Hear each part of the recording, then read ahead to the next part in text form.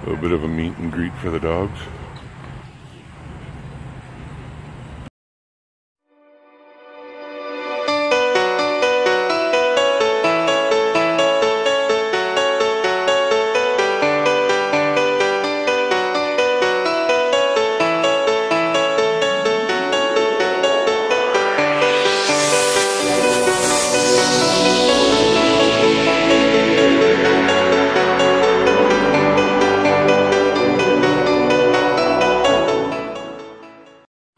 Well, good morning, Internet and Venomous fans. I am up, ready to go. It's home time, home day. So, just had to go use the little boy's room there this morning, and now gonna go back to the truck. And I'm gonna take a look and see if that sticky stuff is off the truck. I'm a little worried that maybe last night when I got it washed, it's just the water that made it look like it was gone. So, but we'll go take a look. I'm pretty sure she's nice and dry. It's warm out, so. And gonna do the pre-trip and get down the road. So let's see here.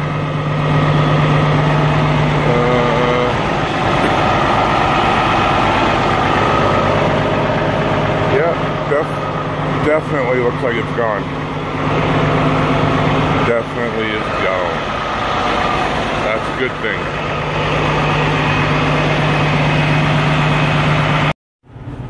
So we are in Plainfield, Indiana, at the rest area, just west of Indianapolis.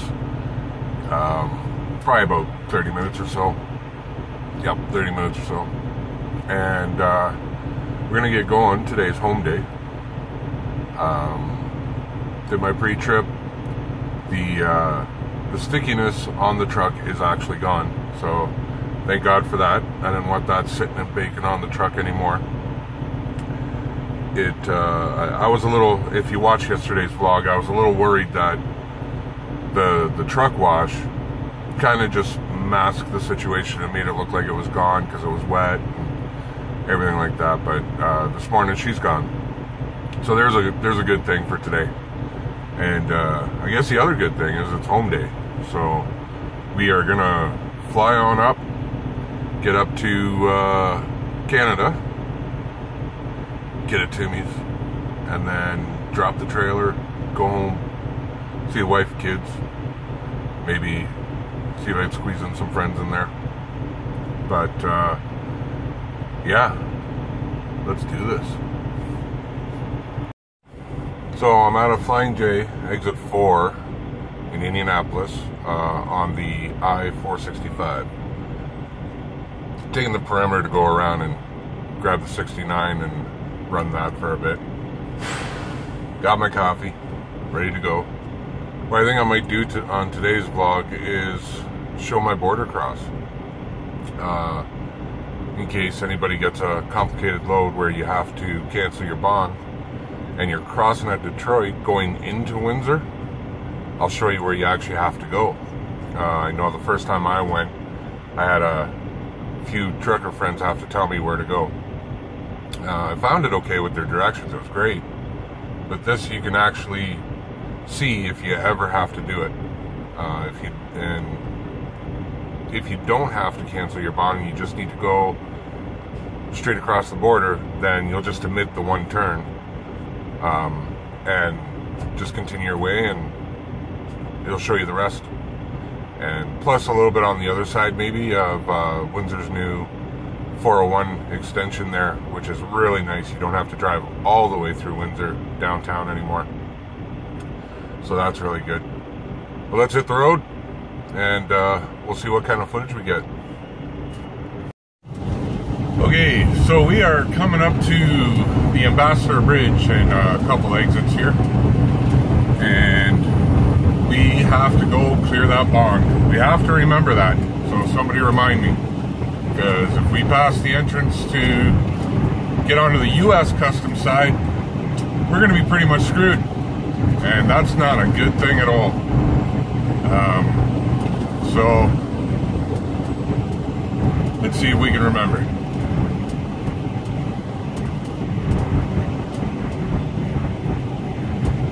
It's 47, I think it's the 47B actually.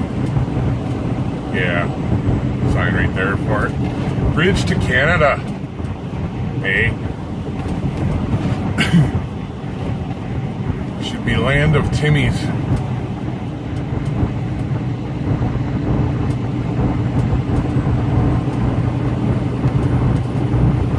So we had a pretty good drive up here anyway. No real traffic. A little bit of construction that slowed us down, but nothing to really gripe about, that's for sure. Could be a whole lot worse. 10-15 minutes, I'm not going to cry about it.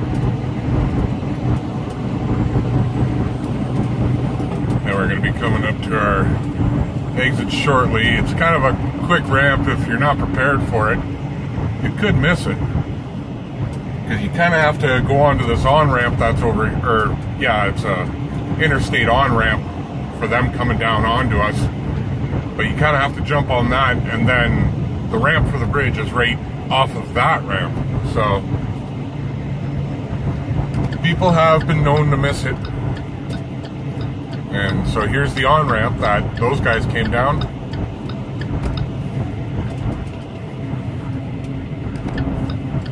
And we gotta scoot over here. Let's start to back her down.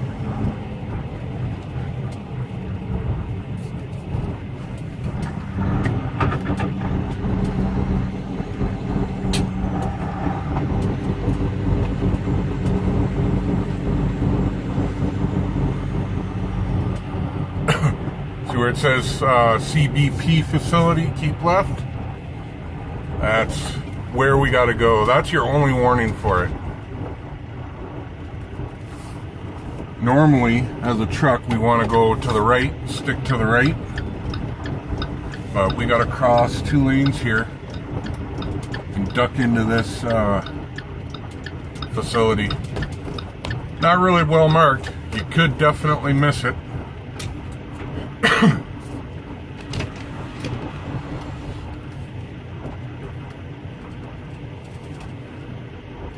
And this is for all the Canada trucks that are trying to get into US. This is the US customs side of things. And we gotta wait for this slow gate. To our right is how we get back over, and we'll have to wait. Somebody usually comes out and checks to make sure that the right truck is authorized to go back the Canada way. And this can be a pretty tough corner on busy days.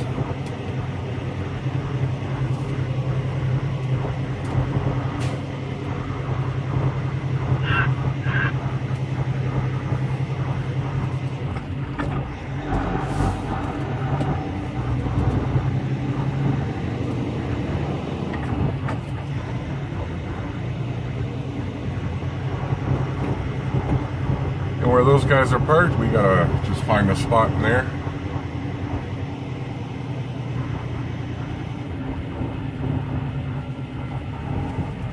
Give us enough room here to get the wagon around.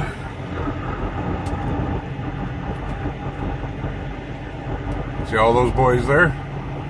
They're all waiting their turn to get in the United States of America.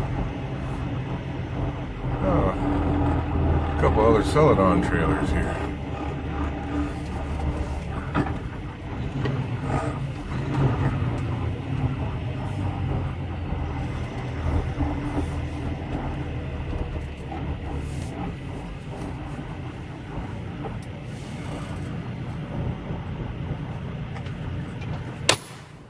And there we are. So now I am going in, visit our friends at the custom booth here, and get this bond canceled. And I'll be back in a flash. So I just went in and got our bond canceled or closed. Everybody uses a different term for it. So they know that it's gone through the entire United States of America, and the load is now going into Canada. Now we just have to go over and clear the load on the Canada side for entry. But we do that through CSA, which is the FAST program. I just have to get my cards all set up and ready to go for clearing it with FAST. However, I wish I could show you these, but there's some sensitive information on there, and I'm pretty sure work doesn't want the world to know or see it. What I probably can do, though, is here's my FAST card. It's like almost like a jail photo. But that and I need, so my FAST card is for me, for personally, for clearing a load under FAST, and then I need a card for the company, because the company also has to be authorized for FAST loads. And then whose equipment we're hauling, or product I should say, needs one as well. So not only the load isn't the only thing that needs to be approved. The load, the carrier, the driver, the shipper, and the receiver all have to be approved under a FAST program in order for a load to be cleared under FAST. Usually it's time-sensitive freight. That's why it's a FAST program. Usually gets us over the border quicker. On weekends, however, fast lanes aren't open, so we can't use them. We just go into the regular lanes. At least I should say, the fast lanes aren't open at this border. Sometimes you can go to another border and they might be open. It depends on how they run things. But the Detroit going into Windsor, Ontario, they're Saturday, Sunday, there's no fast lanes. So you just get into a regular lane, but you still do the same procedure. You show your cards. Usually it's fairly straightforward. You know, they may ask you if you got anything to declare. I just dropped my bugs. And anything to declare, smokes, food, alcohol, anything like that. I know some people will probably get stuff at duty free and bring it across, but I don't do any of that. I just I wait until I get into Canada for any needs like that. You know, citizenship, you know, basic questions when you cross a border. It's not too different from crossing in your car. There might be a few extra questions just because we're commercial vehicles. So, but I've got paperwork is scanned in, because when we cancel the bond, close a bond, it actually has to be scanned in before you leave the port, or in most cases as soon as you can get to a truck stop or something. If you don't have scanning capabilities, you know, you gotta fax it in. The company needs it immediately. It's to verify that that product is no longer traveling through the United States, because a bond load is usually from Mexico to Canada or Canada to Mexico. So all you're doing is you're using the United States as a means to get it to somewhere else. It's not being delivered in the United States of America anywhere. So there's a lot of procedures. I know it can be overwhelming. It can sound overwhelming, but you do it once. Even if you have somebody that's done it before and can talk you through it over the phone, you know, or give you really good instructions, you do it the first time and the rest is a breeze. The hardest thing is with the different ports, you know, whether you're crossing at Port Huron or Detroit or Buffalo or Pembina. Actually, it's Pembina is how they pronounce it. I said Pembina for years, and it's a bad thing, I guess. Northport, Thousand Islands Bridge, or bridges. It's kind of a cool place to cross. Maybe one day we'll do that together. But the hardest thing is finding out where you need to go to get the bond canceled or closed. So that's half the fight right there. That's 50% of the problem. So, but yeah, we are now. I've got everything all set up. My canceled bonds sent in, scanned in through the truck. So work probably already has it right now. And there's 2 trucks over here waiting to get back in the Canada side of things. One of our guys too, but I think he's a Heidman. Yeah, he's Heidman. With a Celadon trailer. But they're not. Nobody's coming to them to let them in, and they were both sitting there when I went in to cancel the bond. So we're talking about a good 10-15 minutes ago. So what we're going to do is we're going to crawl up there, and my truck auto turned itself off. Didn't see the light. It happens. So anyway, we're going to get going, and we're going to get down the road, get into Canada, and do what us Canadians do. Go to Tim Hortons. What do you think? Gonna join me for a coffee? Alright.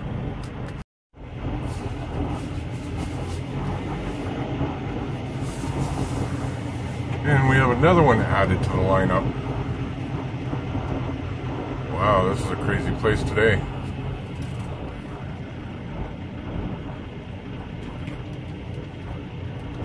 You're good, Hyman. Keep on coming.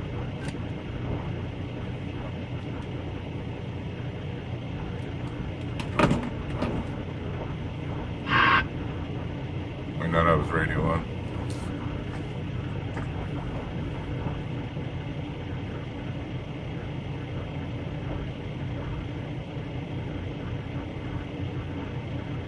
Wow, seems like they're a little bit slower than normal on these days.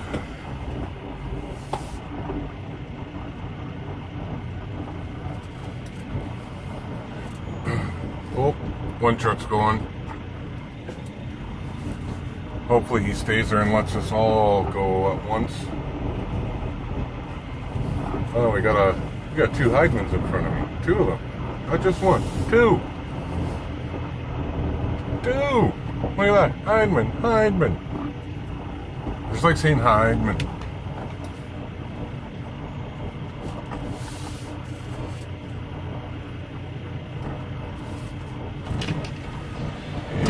Gotta get my bond out, because they're probably gonna want to see it.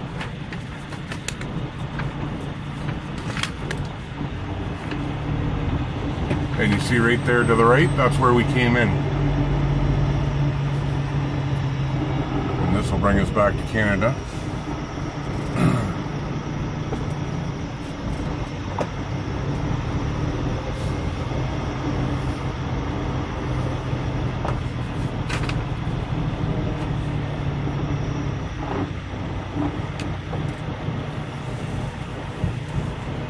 Hey, boss. Not bad, are you? Not bad. Perfect, thank you.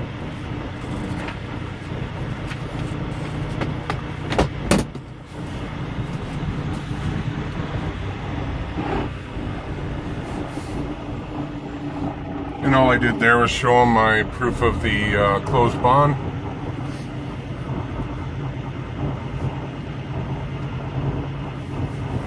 Basically said, go on, get out of here. In a very nice way, of course.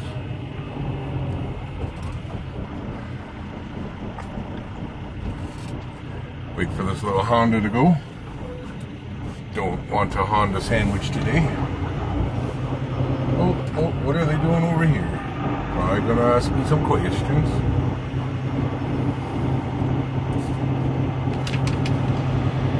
Oh, I guess not.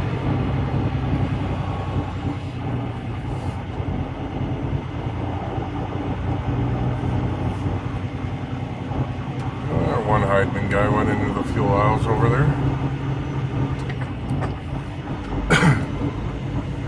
So, yeah, you can get fuel here. That's duty free off to the left there. You probably just briefly saw it.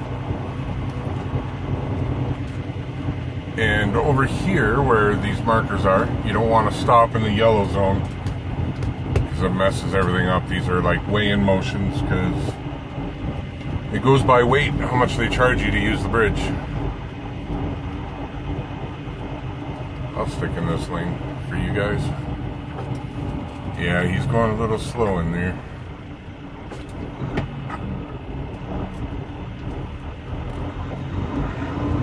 Usually wait until they get out. I got a Volvo on the left side here, hot dog. Oh my god. He's gonna cut me right off. Watch this. There we go. You go have a good day, Volvo. You're in a bigger rush than me. It's all done up like a racing truck. He must be fast. Oh. Anyway.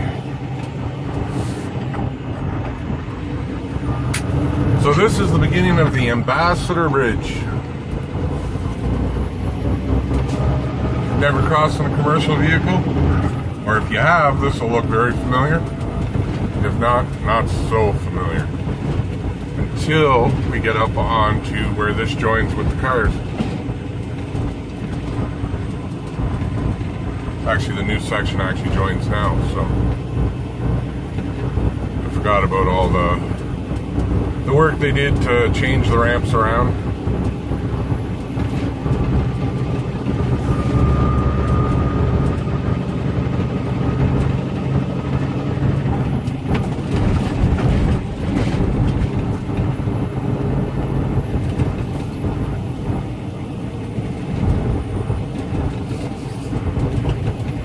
Pretty tight in there. You got to make sure your trailer walks right around that curve. If you don't, you're going to be using too much lane on the left, and if the car isn't paying attention, well, you know whose fault it's going to be. So, you know, you're the one that went over the line.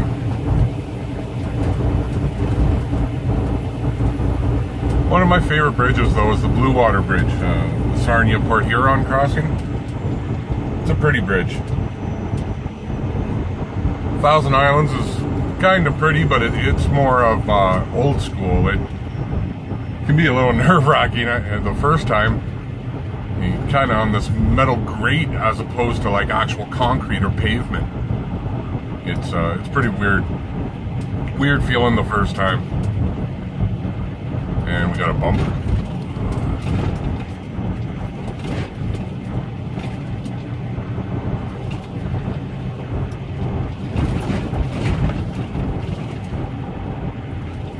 And drivers should refrain from using the engine brakes on the bridge at all costs. You're extremely heavy, go slower. Because our engine brakes would just echo through these neighborhoods. All on the left, on the right, it's residential. I can definitely see them not being too pleased.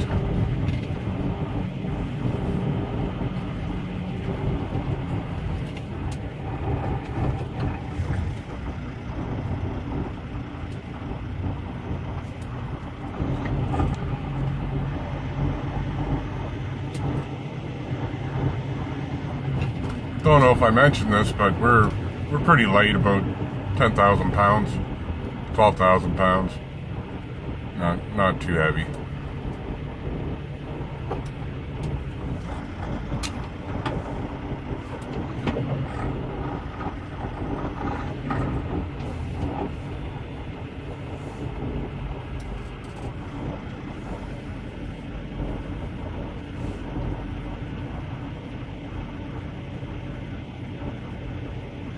We're just going to go down a little bit of an S-curve down here and pick the shortest line, hopefully. It's the quickest. I seem to not do so good. I'll pick a lane and it turns out to be the slowest lane.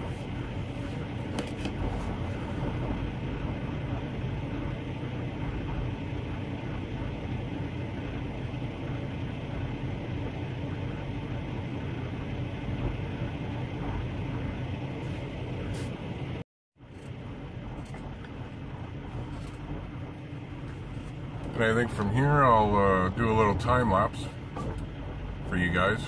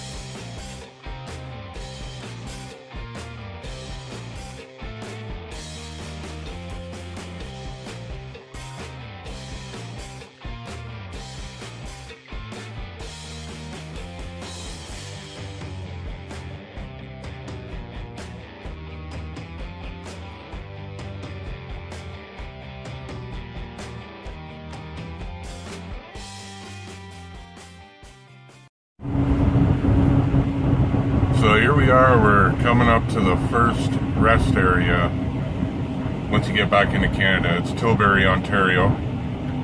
Rest areas along the 401 are called en routes. They used to be rest areas, but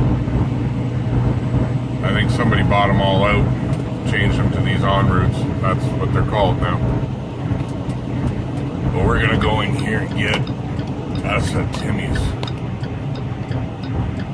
Nom nom nom nom nom.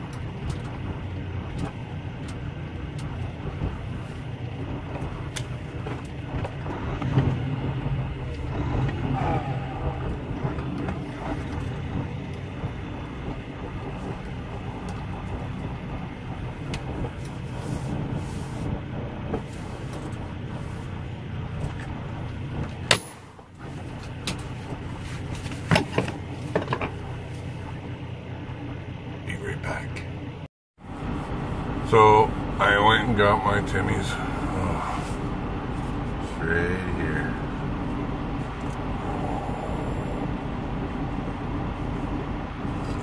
Let's see if she's as good as we remember it. It has been 7 days.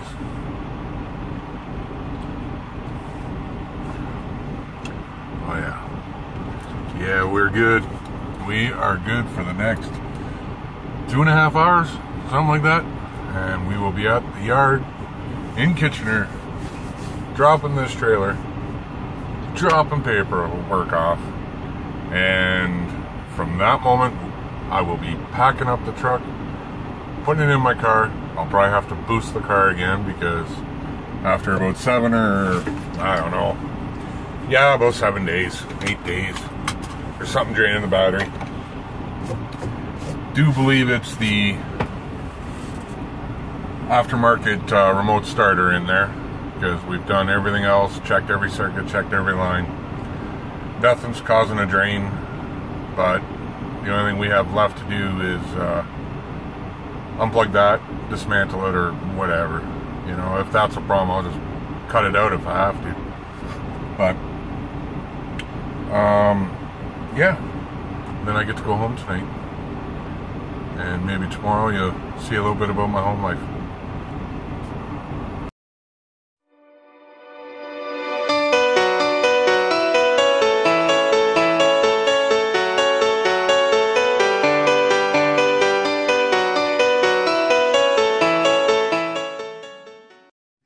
So I made it home safe and sound, and after the excitement is gone,